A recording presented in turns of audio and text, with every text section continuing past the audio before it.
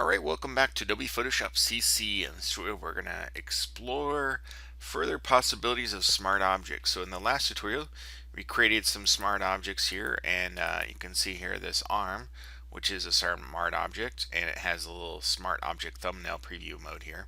I'm going to go ahead and right click and duplicate this layer, and it's giving it a sec here, and then the window popped up here on my other display. I'm going to go ahead and click OK. And now what I can do is I can move it in a new location. So I'm going to drag it over, and actually this is the front one. I'm going to drag the one below it and move it over. And then what I'm going to do is I'm going to hit Control T or Command T on the Mac to free transform it. I'm going to flip horizontal, and I'm going to rotate a little bit. I'm also going to scale down a little bit by holding a Shift key. The idea of this is I want this arm to appear like it's further in the distance, and then I'm going to hit enter or return. And what I'm going to do now is apply a blur filter to it to make it look like it's further in the distance. So if I go to filter and go down to blur and choose the Gaussian blur, what will happen is I can blur it out however much I want. So if I want to go to 1, or I can go maybe 0.6 or 0.5 or something like that. I think like 0.4 might be kind of cool.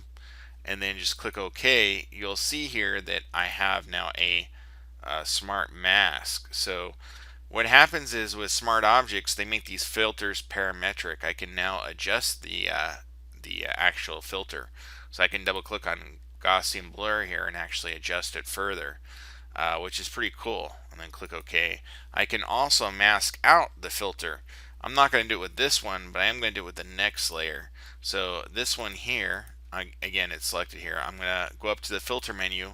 This time I'm going to choose the blur and choose the motion blur. And I kind of like this effect here, but you can change the angle of the blur here. But I actually like it at 0. And then you can change the distance of the blur here. As you increase it, it basically adds more blur effect to it. I don't need to be quite so extreme. I'm going to go a little bit less. Something like that would probably be cool. And then basically click OK. And again, with this layer, it has created what's called a smart filter mask. So the way that works, if I switch to my paintbrush tool by hitting the B key, I'm going to right click here and choose a soft brush. And I'm going to drop my opacity down to like 50% by hitting the 5 key. And black is my foreground color, white is my background color. And as I paint, what will happen is it'll bring focus back. So as I paint here, you'll see the hand is basically more and more in focus.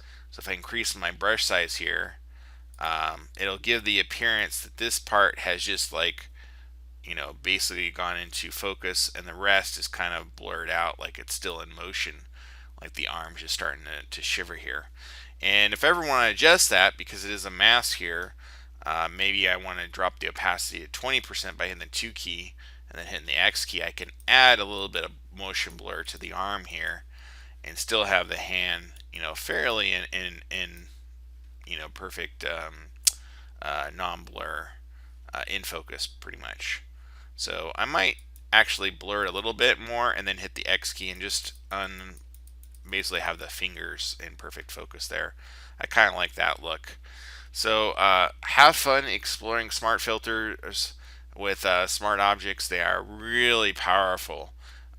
So explore and enjoy. Until next time, we'll see you soon at Adobe Photoshop CC. Cheers!